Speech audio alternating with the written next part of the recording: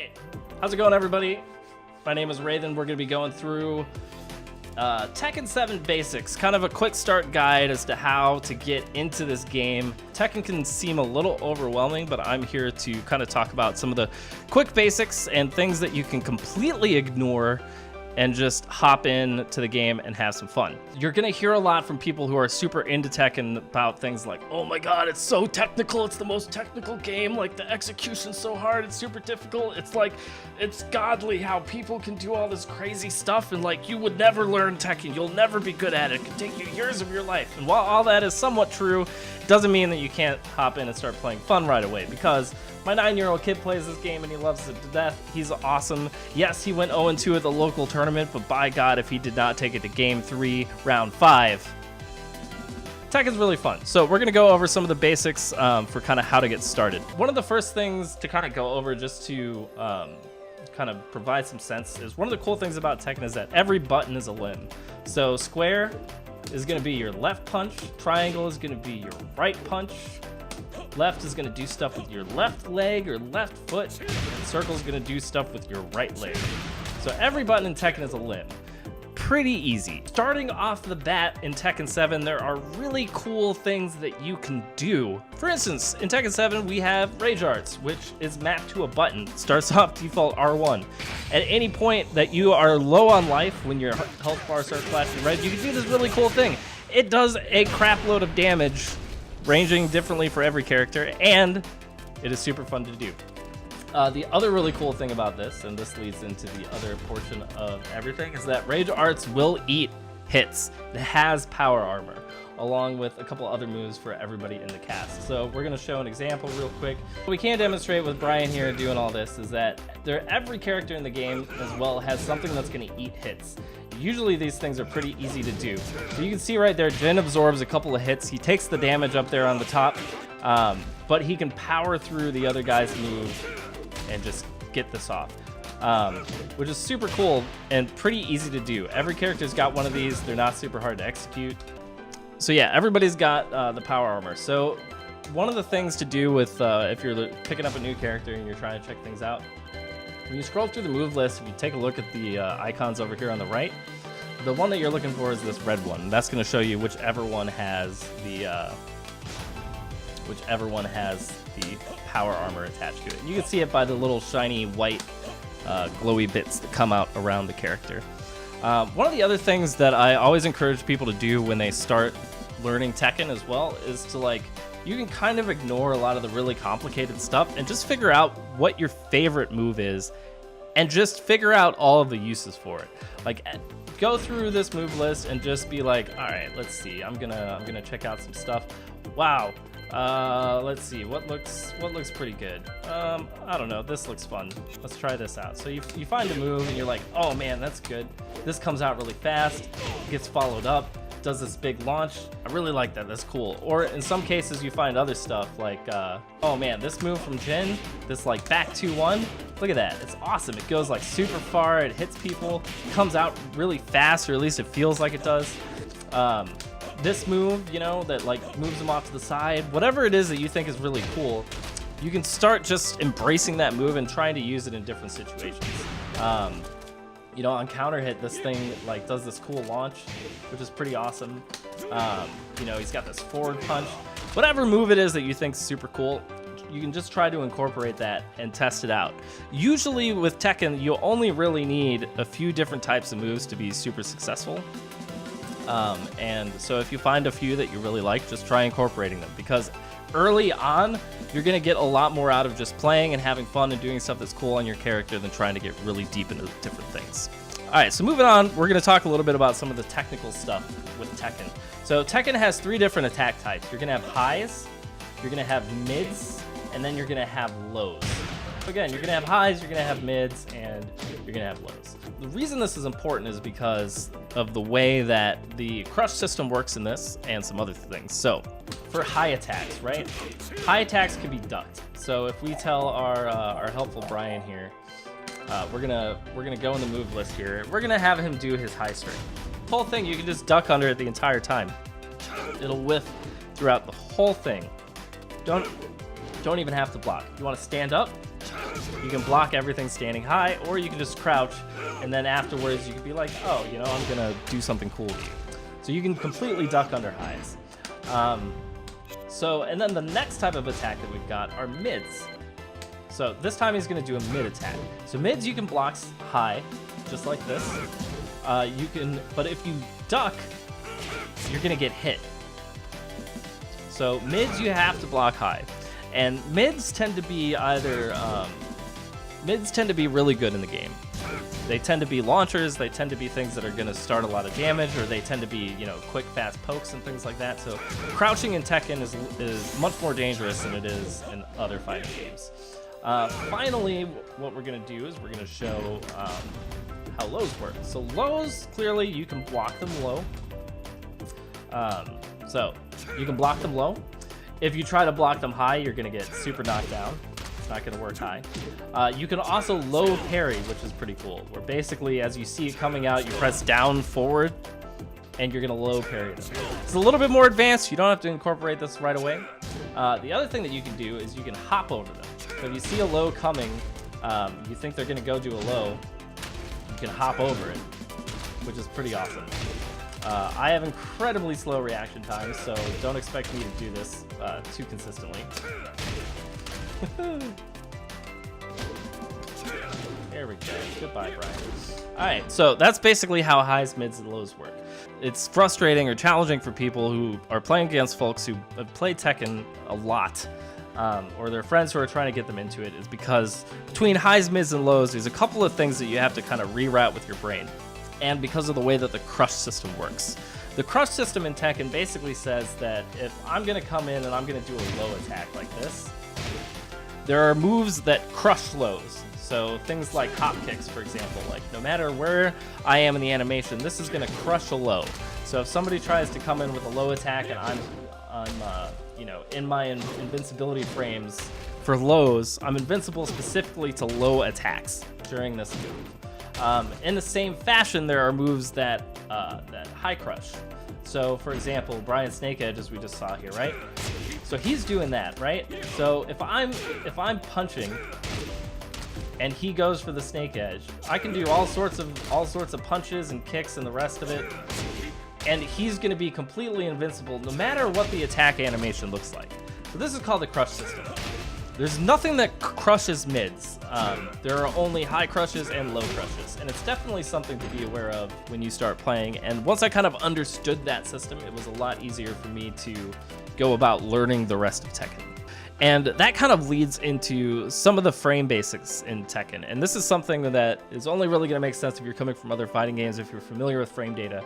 But one of the things that really threw me for a loop with Tekken initially was when to block, when I can attack, when I'm plus, when I'm not, how many moves in the game are plus, you know, all that kind of stuff. So there's kind of this cool thing that I discovered, is that in Tekken, when you're plus on block, the character who blocked the plus move is actually going to do a different blocking animation than normal. So we can look at, we can set Brian over here.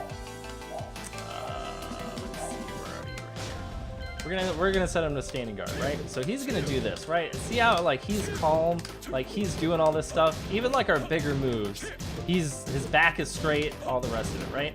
When I go and do the my move that's plus, look at how much further he reels, right? Like it's completely different from his other moves. Same thing with Brian here, right? We're gonna set him to do his plus move. So see how much further like Jin reels back? Like his whole back kind of tilts backward as he absorbs the hit. So this is usually how you can tell if somebody is plus. Some characters in Tekken, the only thing they have that's plus is like a jab, right? Like this is plus. Like if this connects, it's gonna be +1, right? Which is why I can do things like fish for counter hits from Brian here, because I know he's gonna go for this move, and then I can counter hit him during his startup, right? When you get hit in Tekken, you are almost always going to be negative. There are a couple exceptions. For instance, I want to say that this one leaves Jin negative on hit, which means it's a really fast, really good poke. You can't react to this, right? But it's going to leave him negative. And the reason why that's important is because turn switching in Tekken typically happens on block, and it's very, very, very easy to wanna press buttons after you've been hit because it seems like other people can. And if you're ever in that scenario where someone is pressing buttons after they get hit, it's usually because they're trying to crush a high or a low. So for example, Brian here, right? He's gonna do this, right? I get hit by this. I think he's gonna go for it again, right? I think he's gonna go for this big ol' high string. So after I get hit, when I get back up, I'm just gonna do something immediately that puts me into a low crush, right? I'm immediately doing this, even though I was negative after getting hit. So that's kind of where that comes in as far as the interaction between somebody seemingly attacking constantly, even when you're blocking. It's because it is your turn after you block, but if they immediately go into a low crush to counter your really fast jabs, that's where it's going to seem like they just constantly have an advantage. So it's definitely something to kind of internalize as you're getting used to Tekken. Let's see. So the other thing to note about Tekken is that the fastest move in Tekken, typically for everybody across the cast, is 10 frames. So 10 is like the core number that, whether things are ridiculously fast or very, very slow is built around. So a jab in Tekken is 10 frames, a crouch jab in Tekken is 10 frames, and it also high crushes, which is really cool. And this is pretty much universal for characters. For most characters in the game. There are a few exceptions. There are some moves that are ridiculously fast. Like Jin's parry here is a 5-frame startup. Zhao Yu has a get off me pressure tool that's 8 frames. Miguel's back one, I want to say, is 8 or 9 frames. So there are some things that are a little bit faster. But the important thing to note is that 10 is kind of your number. If you are negative under something that's 10, it means that you can block safely afterwards. Now, really big rewarding moves like hop kicks, for example, are typically something like -14, whereas most hop kicks or some kind of launcher is around 14 frame startup. Anyway, that's starting to get a little bit too deep into frames. It was very helpful for me to kind of understand some of that coming from different fighting games. If you don't know anything about frame data, it's definitely something that you can either A, look up if you like reading about that kind of stuff, or B, just completely ignore and just go in and do it by feel, which is totally fine as well. Let's talk really quick about the basic idea of combos in Tekken. A lot of other traditional fighting games where you've either got stuff like Street Fighter where it's like buttons into special, or stuff like Injustice or Mortal Kombat where it's like buttons into special, meter burn into more buttons into special, finisher into whatever. Tekken is kind of where you've got like a launcher of some kind, filler, and an ender, and also screw attacks as they are called now. So basically you have a launcher. So a launcher is basically anything that puts people into the air. So in Jin's case, up forward 4 is hop kick, down 3+4 is can. It's gonna put people in the air. You can do crouch dash 1, which is pretty easy. You can do wall standing 2, and all these things knock people up, right? From here, you've typically got some sort of filler. So like you can do jabs, for example, right? Just do jabs. Or you can do 2. Or you can do, the more complicated stuff. Whatever you end up filling the combo with, you want to make sure that you end in a screw attack. So a screw attack is anything that leaves them where their legs flip up like that. And what that basically means, at that point, you can dash forward and carry on the combo. So really, really basic one on Jin is to just do any kind of launcher and hit 4, and that's the screw attack, right? Now you can do, different buttons in between the screw attack after the launcher. You can do, all manner of things. Or you can do, like, way more complicated stuff that I'm going to drop because I'm still learning this character. But the end result is the same. Their legs are still kicking up in the air. You're ending that filler section with a screw attack. Then after the screw attack, you dash up and you do more stuff. So this could be anything. There's always an optimal combo, right? But honestly, you can go and learn just about any character in Tekken by figuring out, like, okay, that's a launcher, that's a screw attack, then I can do cool stuff afterwards. That is how the entire combo system in Tekken is built around. So it's something that really kind of helped me understand how combos are put together, and definitely made it easier for me to move from character to character once I realized it was just like, all right, launcher, buttons, screw attack, more buttons. All right, cool. And no matter what combo you end up using, it's definitely better than just, ignoring the possibilities. 61 damage is a huge difference from 27 damage, right? And even if you're going to do really simple stuff like the same move twice in a row, 40 damage is way better than 27. If you're going to do this kind of thing, right? All that stuff, yes, it's going to take more practice starting off. 49 damage, okay, whatever. It's not that much different from just, finding something that's easier to do that you can do consistently. So in the beginning, just, remember, launchers are good. You got filler, you got a screw, and then you can end it in whatever way that you're comfortable. If you want to figure out what the best, most optimal combos are for Tekken, definitely go check out Tekken Zaibatsu. It's a Tekken website that's been around for an incredibly long time. Tons of information on there for every character. They got combo lists for everybody. But if you go on there and you find that the optimal stuff that has been listed is too challenging, don't worry about dumbing it down and doing stuff that's easy but consistent for you. We're not going to go over walls or a grounded Oki stuff because I feel like that's a little bit more complicated. What I will do is save that for another time. And right now I just want to talk about some of the things that you want to unlearn from other fighting games. This is especially true if you're coming from any kind of traditional 2D fighter. So one of the biggest things to do is, unlike every other fighting game, in Tekken, you want to block high and react to lows. I'm gonna let this sink in and say it again. You want to block high and react to lows. You want to block high and react to lows. The reason for this is because you have to block mids standing, right? So for example, this move, this one that I'm getting all of this damage off of, right? That move is ridiculous. It comes out super fast, it's really hard to predict.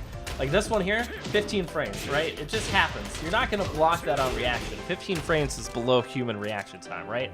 I'm not just gonna toss this out all the time. And yes, you can beat it in neutral and all this other stuff, but you're not gonna suddenly stand up to block that move, right? Let's take a look at Brian real quick. Brian has an example of a very reactable low. His Snake Edge, his low that he gets a nice big combo off of, comes out in 26 frames, which is super slow, right? Human reaction time is 17. Snake Edge comes out in 26. It's pretty slow. You can almost always tell when it's coming. If you're just looking for it, as I immediately get hit, right? And then afterwards, it's negative enough for you to basically punish with whatever you want.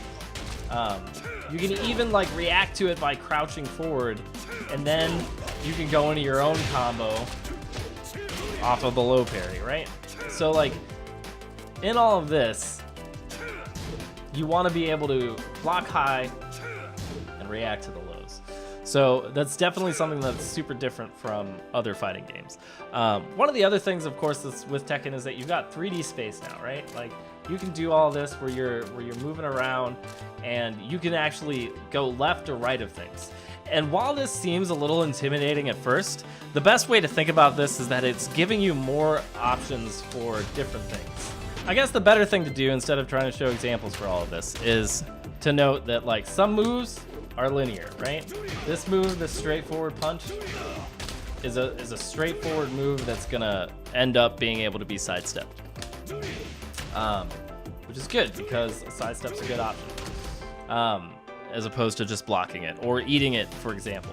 Other moves are designed to beat sidesteps, like this. This move is specifically designed to beat sidesteps. If somebody's sidestepping a lot, you almost always have a move. You're gonna see the little sparkles coming off the back of Jin's legs there.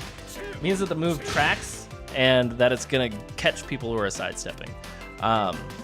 Which is kind of one of the other things that's really cool about Tekken, is that pretty much everything has an answer, and most of the time it has more than one answer. So if something is beating you, like if you're going up against something and you're just like, oh man, I'm playing my buddy, he's always winning, he always beats me, I don't know what to do.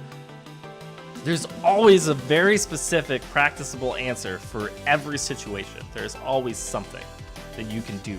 Almost always it's something that you can actively do. Like, it's not just like, oh, and that you just gotta hold it. You gotta hold that block string for like 30 seconds. Like, no. There's almost always something that you can do to beat a move, whether it's with another move that out prioritizes it, if it's like something with a high crush or a low crush, or if it's like, oh, in that situation you can sidestep it and you can punish immediately. So there's a lot of like active responses to things, which is pretty cool. Whiff punishing is actually a really huge deal. So when somebody whiffs, you can pretty much punish with just about anything that you want. So like this move's pretty fast, right? When it comes out and I block it, like he's not that negative, he's not punishable typically. But if he whiffs it, now I can do all sorts of other stuff afterwards.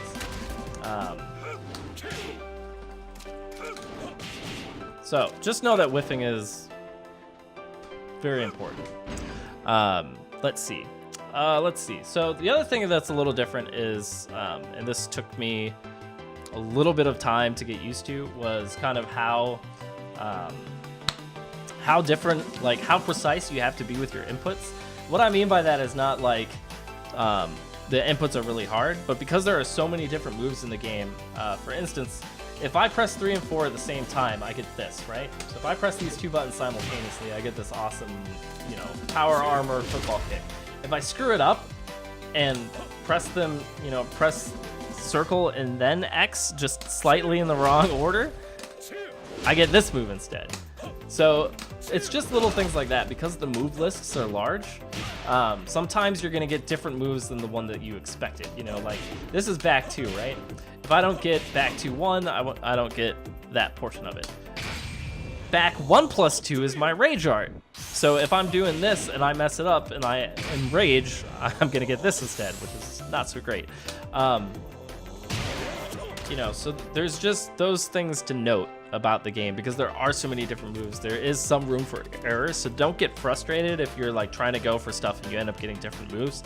Just take it calm, clean up the inputs a little bit, and you're good to go. All right, so after all that, hopefully some of that was helpful. I might try to trim that down a little bit, I don't know. If you did decide to pick up Tekken and you're trying to figure out where to start off, I always suggest to go with the golden rule of pick whoever you think looks cool. Pretty much the tier lists in Tekken are not that important if you are starting off with the game. Even at higher level, everybody says that everyone is viable. And if you watch a lot of Tekken tournaments, you're going to see all sorts of different characters fighting it out in the top echelons of this game. So do not worry about tiers. Do not worry about who's good or bad. There is a list online of characters that are more accessible for beginners versus those that are a lot more technical. And while that's true for like tournament level play, if that's something that you're trying to do, like if you're really trying to take it serious, but if you're just looking to have fun, honestly, just pick whoever you think looks cool. There's a ton of awesome characters. They're all really fun to play. They all have those same elements of, how combos work and the rest of it. There's nobody that has a, completely different type of button layout or combo system. There are definitely some characters that play very differently from one another, and that's a good thing. But yeah, definitely pick whoever you think looks cool and go have some fun. Definitely recommend playing the story mode. The story mode is pretty fun. It does go on for a fairly long time. The story is pretty detailed. It can feel a little convoluted.